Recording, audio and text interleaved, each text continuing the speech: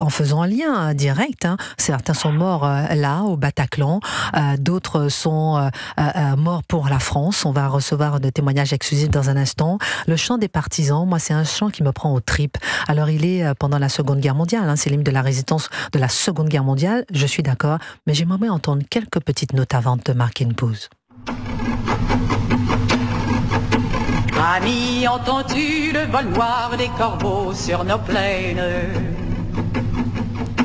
Amis, entends-tu les cris sourds du pays qu'on enchaîne? Oh et partisans, ouvriers et paysans, c'est l'alarme. Ce soir l'ennemi connaîtra le prix du sang et des larmes. Montez de la vie. Le chant des partisans, version originale, version d'Anna Marley. On marque une pause, on revient avec notre témoignage exclusif, la fille d'un militaire mort au combat pour la France. Il est 12h13, à tout de suite avec Christine Kelly sur Europe 1. N'hésitez pas, 01 80 20 39 21 pour réagir et témoigner sur Europe 1. Europe 1. Christine Kelly et vous. Et à 12h18 sur Europe 1, chère Christine, nous recevons Jeanne Gaudin qui est là pour nous parler de son papa mort pour la France en Afghanistan en 2011. Jeanne Gaudin qui est pupille de la Nation. Écoutez ce témoignage et appelez-nous en même temps au standard d'Europe 1 avec cette question. Êtes-vous prêt en ce 11 novembre 2025 à mourir pour la France? Jeanne est une pupille de la Nation. Son père militaire de l'armée française est mort pour la France en Afghanistan en juin 2011 lors d'une mission d'escorte en hélicoptère. Elle avait 11 ans.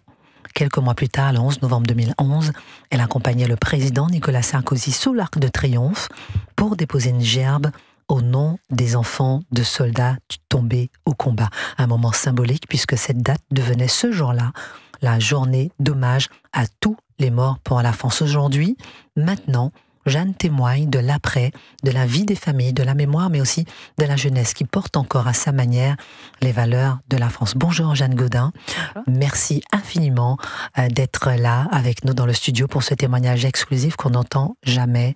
Vous aviez 11 ans quand votre père est mort, il avait 37 ans. Quel souvenir précis gardez-vous de ce jour-là? Je garde déjà des souvenirs, je pense, des souvenirs d'enfants. Outre le moment même de l'annonce, ça a eu lieu directement le matin parce que papa est décédé dans la nuit. Donc maman, elle l'a appris. On est venu le lui annoncer dans la nuit, mais donc nous, on l'a appris que le lendemain matin au réveil, un samedi matin. Et chose très anormale, pour un samedi matin, j'avais cours de danse classique à 9h, donc c'était souvent moi qui étais réveillée la première. On m'emmenait, mais mes frères et sœurs n'étaient pas forcément réveillés. Et là, elle est venue me réveiller et elle me dit Jeanne, viens dans la chambre de Joséphine. Donc déjà, on commençait avec quelque chose qui n'était pas particulièrement quotidien dans ce que j'avais l'habitude de dire. Donc on est tous là, elle est assise sur le lit, ma petite sœur sur ses genoux, mes frères de chaque côté, moi à ses pieds. Vous êtes l'aînée d'une famille de 5 enfants. Je suis l'aînée de 5 enfants. Voilà. Et ma maman était enceinte du dernier, Louis, à ce moment-là. Donc on est tous autour d'elle et en fait elle l'a dit avec des mots très simples et très vrais. En fait elle n'a pas cherché à enjoliver la chose ou au contraire à la diminuer avec des images. Elle nous a dit cette nuit papa a eu un accident et il est mort. Et moi j'ai compris tout de suite. Je me souviens m'être mise à pleurer dès le moment où elle a dit qu'il avait eu un accident et quand elle a dit qu'il était mort, à ce moment-là j'ai hurlé.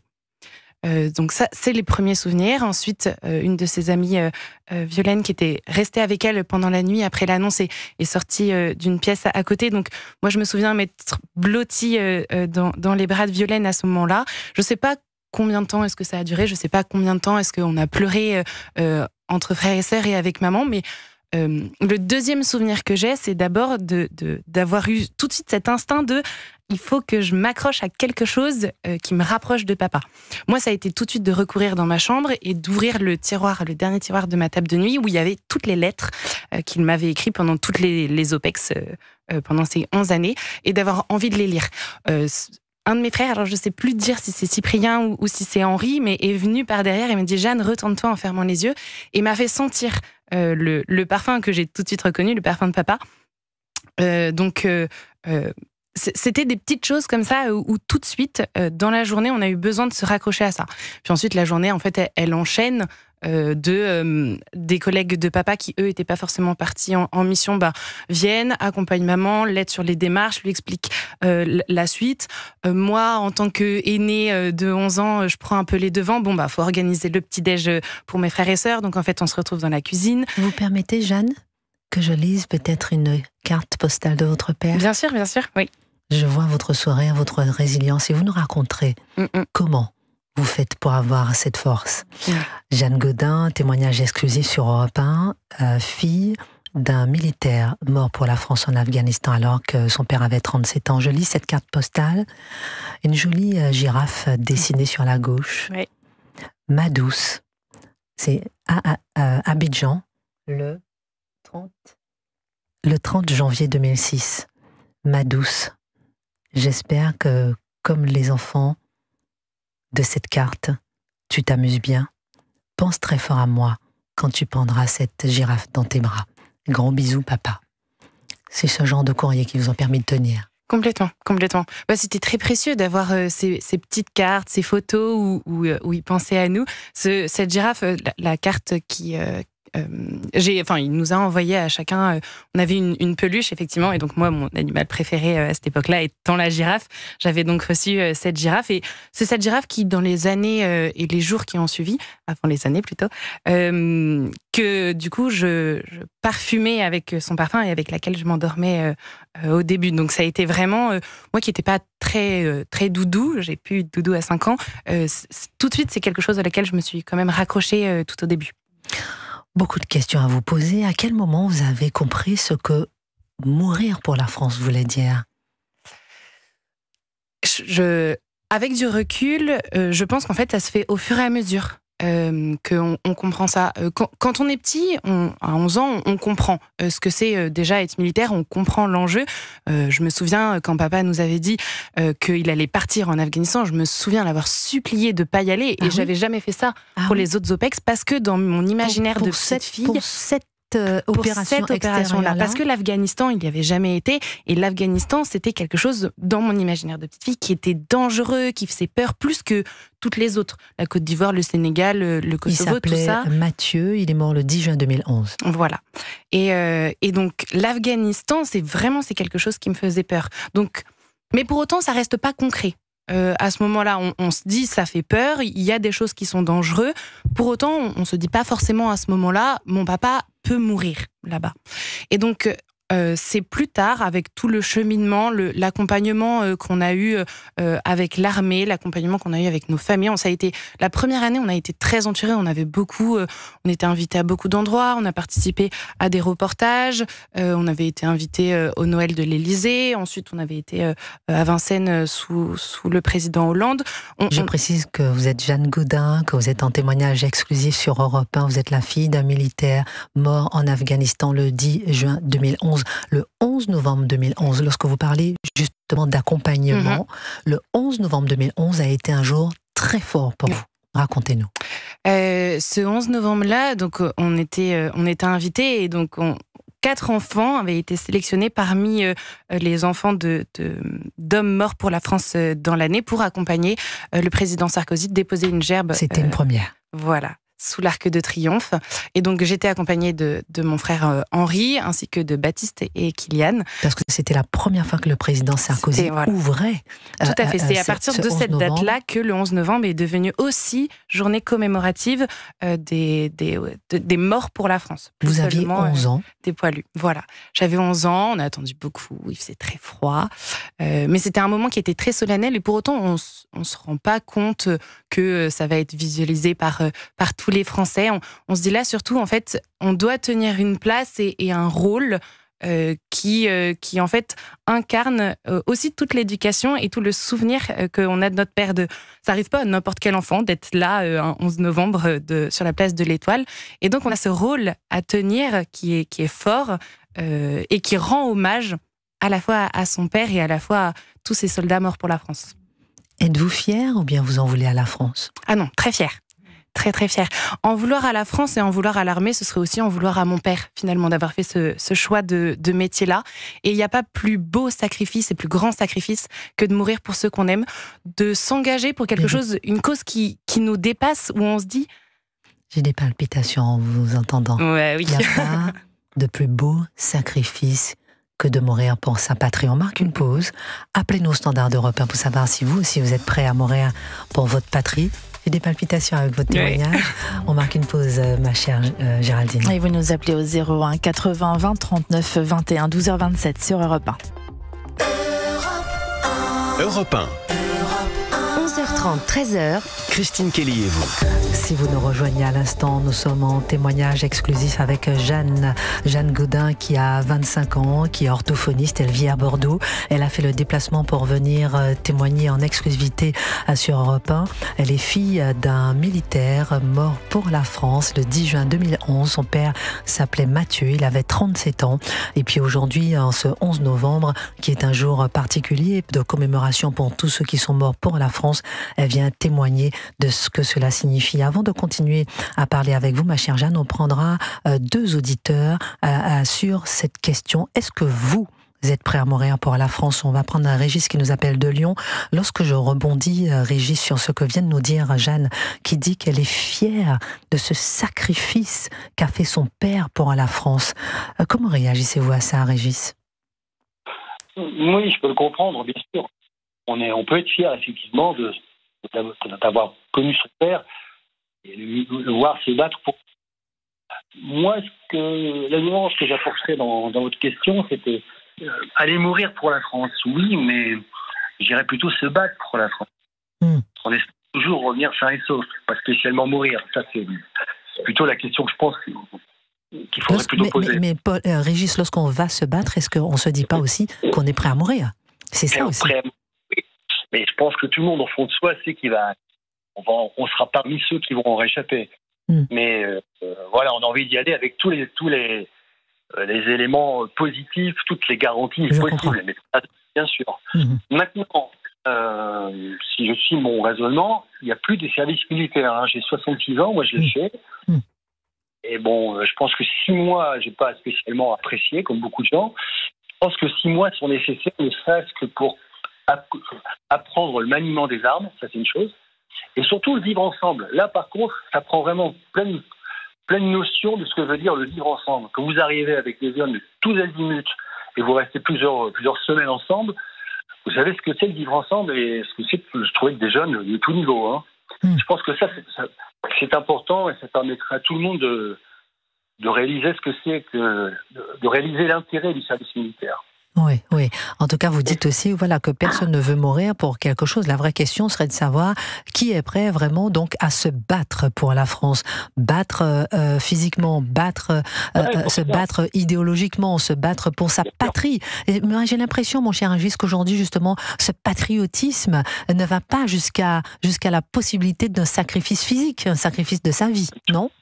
Moi, non, absolument. Moi, je vois mes enfants, ils sont totalement hors de ça. Ils n'ont pas fait le service militaire, ils n'ont pas vraiment appris spécialement l'histoire, la Grande Guerre, les guerres, comme nous, on a pu l'apprendre à l'époque. Ils sont un petit peu détachés de tout ça. Je ne les verrais pas aller se battre pour la France, sauf contre les forces.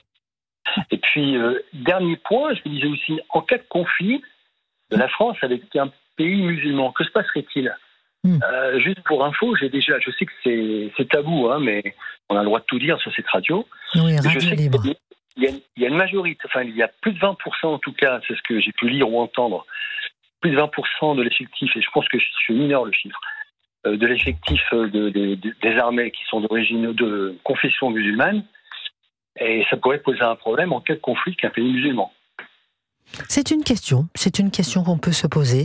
Mais lorsqu'on voit, par exemple, les légionnaires, la Légion étrangère, la question se pose pas. Vous voyez ce que je veux dire? Donc je pense que peut-être que la patrie peut surpasser tout ça. Merci Régis, c'est très intéressant votre remarque. Régis qui nous a appelé de Lyon. On va prendre Christophe dans un instant. Gabriel et Eric, j'aimerais vous faire réagir, notamment au témoignage de Jeanne Gaudin, et on continue avec ce témoignage exclusif. Gabriel Cluzel. Oui, il faut remercier Jeanne. Merci Jeanne pour ce témoignage, parce que c'est le sacrifice d'un homme, c'est le sacrifice de toute une famille qui a gardé la mémoire de cet homme. Enfin, c'est très beau, c'est magnifique, et c'est encore le petit bout de France qui reste chez nous. Puis bout de France silencieuse qu'on n'entend pas, parce que vous avez raison de le dire, les enfants comme Jeanne, on les entend pas, ils font pas de bruit et ils ont été élevés parfaitement, c'est parfaitement inséré dans la société française alors qu'ils ont connu ces malheurs-là. Il y a encore des jeunes aujourd'hui, moi je veux le dire, parce que là aussi on n'en parle pas, le 4 novembre dernier, il y a un jeune chasseur alpin qui est mort, qui s'appelle Jimmy Gosselin, qui est mort au cours d'une opération contre l'orpaillage illégal en Guyane. Voilà, il y a encore des jeunes militaires qui donnent leur vie. Oui, il y a des jeunes aujourd'hui qui s'engagent et qui disent nous sommes prêts à nous battre pour la France jusqu'au bout, jusqu'à donner leur vie. Il faut pas les oublier, on ne parle jamais d'eux. C'est pas parce que c'est une France bien élevée qui ne fait pas parler d'elle qu'il faut l'oublier. Excellente remarque, c'est pas parce que c'est une France bien élevée. Gabriel Cluzel sur Europe 1, Éric Tegner. Moi, je suis bluffé par le témoignage de Jeanne, c'est-à-dire cette résilience, ce sourire, cette capacité aussi d'adresser une leçon de vie. On a un peu de la même génération, et c'est vrai que parfois on peut se dire qu'est-ce que cette génération va bien pouvoir faire d'ici 20 ou 30 ans. Et c'est ça souvent qui nous fait peur. Et je trouve que vous êtes assez l'incarnation aussi d'un modèle de réussite d'éducation. Et j'ai peut-être la sensation, d'une certaine façon, vous voulez porter votre famille, vous voulez envoyer un message aussi, parce que votre fierté, c'est aussi ce que votre père vous a transmis. Et ça, c'est très important, je pense, à rappeler un petit peu à nos sociétés, nos politiques aujourd'hui, qui sont pour l'enfant roi, le règne un petit peu de l'enfant à qui on ne donne plus de règles, etc., que votre modèle, il permet aussi et surtout de s'en sortir dans les moments les plus difficiles. C'est pas quelque chose pour les privilégiés, au contraire, c'est pour les plus démunis et les plus défavorisés, et je trouve que c'est très fort. Très important à souligner, effectivement, Éric Tegner. Il est 12h38, vous êtes en direct sur Europe 1. Dans un instant, on continue ce témoignage exclusif avec Jeanne, qui a perdu son père lorsqu'elle avait 11 ans, son père mort pour la France. Je prends Christophe, 60 ans, vous nous appelez de Bourgogne. Bonjour Christophe. Exact. Oui, bonjour Christine. Bonjour, bravo Christophe. Pour votre émission. Merci infiniment. Et bien évidemment, beaucoup d'affection pour le témoignage de Jeanne et de son papa. Évidemment, bien sûr, on est très touchés, forcément. Alors moi, je voudrais apporter un témoignage. Puis alors, je suis en train de regarder en même temps CNews avec votre consoeur Sonia Mabrouk. Et là, pour le coup, c'est vraiment malheureusement pas une bonne image qui est encore renvoyée. À l'heure de rendre hommage aux poilus, qui n'avaient pas le choix d'ailleurs, qui n'ont pas eu le choix que d'aller prendre des bombes sur la tête à la Première Guerre mondiale, pas davantage à la Deuxième d'ailleurs malheureusement, mais là aujourd'hui c'est n'importe quoi, et mon épouse qui était à côté me dit d'ailleurs pourquoi vouloir mourir pour la France. D'ailleurs je pense qu'aujourd'hui la vraie question c'est comment vivre pour la France d'ailleurs, et puis l'incarnation aujourd'hui de la France ne nous donne pas du tout, malheureusement, enfin en tous les cas par moi, puis à beaucoup de mes camarades, ne nous donne pas envie, vraiment pas envie de mourir pour cette France-là, en tous les cas, hors de question, quoi.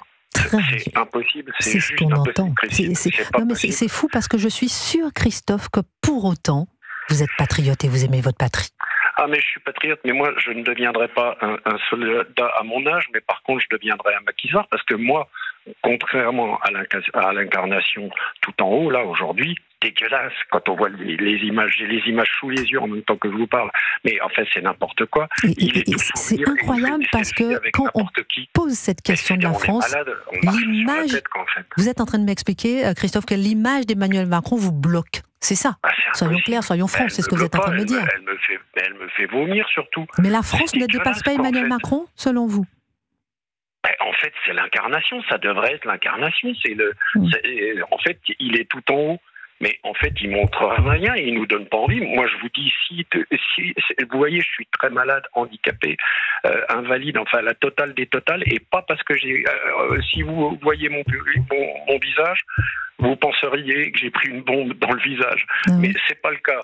Mais je prendrais plutôt, comprenez mes mots, Christine, je prendrais plutôt le maquis. Vous comprenez vraiment la force de mes mots. Je ne partirais pas à la guerre, je prendrais le maquis. C'est probablement qu'on va être obligé de le faire, parce que la France est envahie. Et écoutez bien ce que je vous dis en ce jour de commémoration.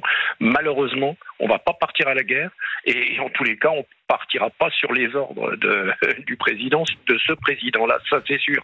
Ça avait quand même une autre gueule. Avec Nicolas, on parlait de Sarkozy par exemple, là c'était la classe quand même. Ça c'était vraiment la classe. Mon cher Christophe, on marque une pause et j'entends bien ce que vous dites. J'ai compris tous vos mots. J'ai compris tout le sens de ce que vous voulez faire passer comme message et beaucoup de Français l'ont compris. On est de tout cœur avec vous pour vos problèmes de santé. Restez avec nous, on marque une pause, on revient avec vous. Et si comme Christophe vous voulez réagir, aucun problème, vous composez dès maintenant le 01 80 20 39 21 12h42. À tout de suite sur Europe 1. Christine Kelly. Christine Kelly, vous dernière partie à 12h47 sur Europe 1 avec notre invitée Christine Jeanne Gaudin, pupille de la Nation, et vous aussi, chers auditeurs d'Europe 1, vous réagissez, témoignez au 01 80 20 39 21 comme Christophe que nous avions en ligne avant la pub. Christine. Oui, Christophe est en ligne avec nous. Jeanne Gaudin, qui est fille de militaire, comme disait Géraldine, vous témoignez en exclusivité pour nous, puisque votre père est mort pour la France. Lorsque vous entendez les propos de Christophe qu'on a en ligne là et qui dit que oui, mais quand même, aujourd'hui mourir pour la France, c'est pas si simple. Qu'est-ce que ça vous évoque? Qu'est-ce que ça vous fait? Que je suis d'accord sur le fait que c'est pas facile de se dire que mourir pour la France, c'est pas facile.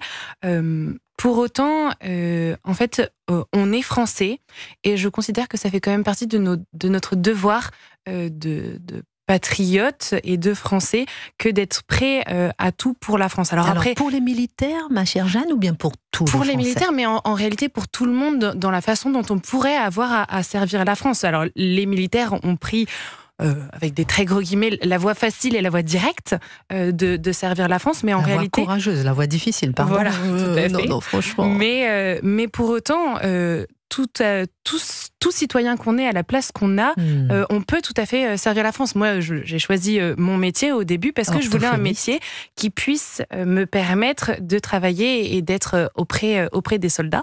Et j'ai d'ailleurs fait un de mes stages à l'hôpital Percy, l'hôpital militaire. Donc, on a chacun la possibilité de servir la France d'une certaine façon et d'être prêt à la défendre, quelle que soit l'image que pourrait avoir notre représentant. Jeanne Gaudin, témoignage exclusif de la fille d'un militaire mort pour la France le 10 juin 2011. Il avait 37 ans, il s'appelait Mathieu. Je vous donne la parole dans un instant, ma chère Jeanne. Je continue avec Christophe. Christophe, vous avez envie de répondre quelque chose à Jeanne? À nouveau, lui témoigner évidemment toute mon affection et aussi ma compréhension de quel a été son chemin, en quelque sorte, un chemin un peu difficile. Et en tous les cas, elle porte une bonne parole, elle porte un bon engagement, elle porte des bonnes valeurs, à n'en pas douter. J'ai du mal, malgré tout, à rejoindre complètement sa pensée à 100%. Vous avez entendu et compris quels étaient mes arguments. Très franchement, aujourd'hui, il faut le dire à tout le monde, c'est plutôt l'idée de rester en vie et de tout faire en vivre pour vivre. Hein. On est bien d'accord, parce que mon cher Christophe. France, donc je résume votre idée, si vous permettez. On veut bien, c'est plutôt vivre en quelque sorte. Merci Christine, merci. Voilà. Bien sûr, évidemment. Merci beaucoup pour votre appel. Je résume votre idée.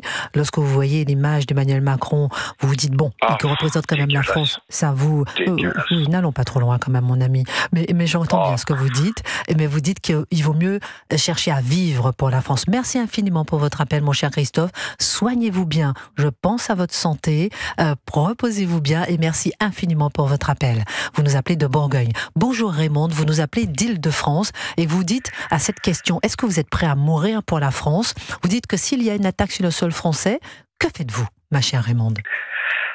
Si on nous attaque sur le sol français, ma famille et moi-même n'hésiterons pas à nous défendre. Hein, je vous le dis tout de suite. On va pas se laisser égorger comme des brebis. Hein. Quel âge avez-vous, ma chère Raymond? C'est pas notre style. Quel âge avez-vous, ma chère Raymond?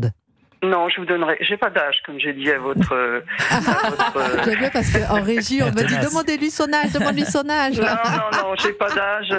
J'ai pas d'âge, mais je peux avoir 25 ans comme 65 et bien plus. On se moque de ça. C'est pas une question d'âge, c'est une question de pensée.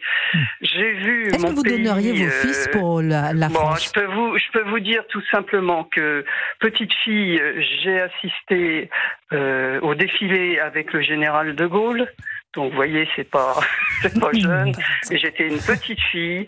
Et j'ai vu tous nos chers présidents, jusqu'à ce dernier président. Et je partage l'avis de l'auditeur précédent. Christophe qui nous a appelé de Bourgogne. Raymond, vous nous appelez d'Île-de-France. Est-ce que vous donneriez vos fils pour mourir pour la France ? Qu'est-ce que vous entendez mourir pour la France? Parce que moi, j'ai un grand-père qui est mort sous les gaz moutarde au moment de la Première Guerre mondiale. Il avait 31 ans. Et tout ça pour une bande de gens, de politiques qui ont mis la France et les autres qui se sont entendus, parce que comme me disait maman, à la Seconde Guerre mondiale déjà, quand tu les vois se déplacer dans le monde entier, tu peux être sûr qu'ils préparent un sale coup. Donc nous, on est très terre à terre là-dessus, et je dis qu'un homme de 31 ans qui a laissé 2 orphelins, mon père et son frère, ça a marqué notre famille. Et là, franchement, pour qui, pourquoi? Pour qui? Pourquoi? Regardez à la Seconde Guerre mondiale déjà. Regardez ce monsieur qui a 100 ans, anglais, ce qu'il a dit, tellement il est outré. Absolument, ce vétéran qui dit qu'il regrette de s'être battu pour l'Angleterre. Merci beaucoup Raymond pour votre appel, parce qu'on arrive à la fin de l'émission. Merci infiniment d'avoir témoigné avec nous. Toute mon amitié. Merci. Et qu'elle se rassure. Merci infiniment. Quoi que ce soit, on sortira. On sortira. On prend Zef avant de terminer notre émission, qui nous appelle d'Alsace. Vous êtes né français d'origine libanaise. Êtes-vous prêt à mourir pour la France? Vous voulez répondre à cette question? Bonjour mesdames. Oui, je suis français d'origine kosovare. Ok. Voilà, pas de souci. On nous avait dit libanais, mais c'est pas. En fait, c'est pas grave. C'est pas du tout la même chose. Êtes-vous prêt à mourir pour la France? Il nous reste 1 minute pour terminer l'émission. Oui, je vais essayer de faire vite. La France, si vous voulez, moi, comme je vous ai dit, je suis d'origine kosovare et né en France. Pour moi, la France, c'est comme ma mère. Quand on a la chance de vivre dans un pays comme la France, quand on a les droits qu'on a en France, quand on a tous les services qu'on a en France, les hôpitaux, les écoles, quand on a tout ça, il faut être reconnaissant envers la France et il faut être prêt à se battre pour la France. Très bonne remarque. Merci infiniment, mon cher Zef, pour ces mots formidables. Oui, je laisse le mot de la fin. Pardon? Non, je trouve que c'est important de finir quand même par une parole.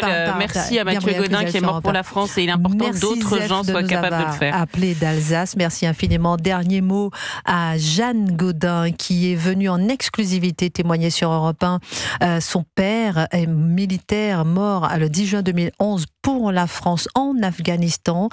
Dernier mot, qu'est-ce qui vous a aidé à vous reconstruire personnellement, chère Jeanne Gaudin? C'est une question très compliquée. Beaucoup de choses. On aimerait comprendre ce sourire. Comment ce traumatisme, qui peut être un traumatisme et qui l'est, je pense, s'est transformé en sourire généreux aujourd'hui. Alors, faut pas croire que le sourire est facile aussi. En fait, je pense que c'est une épreuve de vie, comme on est amené à en traverser tous, et qu'en fait, le souvenir de mon père et le devoir d'aîné aussi envers mes frères et sœurs et de filles pour ma maman, en fait, déjà, au début, porte beaucoup, et bien que ce soit difficile, mais porte quand même. Et puis par la suite, en se construisant, en passant... Un dernier mot, oui. Et par la suite, un dernier mot, terminez votre phrase juste. Je pense qu'on a des ressources chacun en nous, qu'on ne soupçonne pas et dans lesquelles on puise pour se reconstruire. En tout cas, on a puisé dans vos yeux, dans votre voix et dans votre témoignage une force incroyable pour voir la France différemment. Bravo à votre mère, bravo à votre famille. Vous avez un message personnel de Anne-Marie Dumas qui a dit « Je suis très contente d'avoir entendu Jeanne, je connais très bien son papa, il était lumineux comme elle ». Excellente suite de programme sur Europe 1.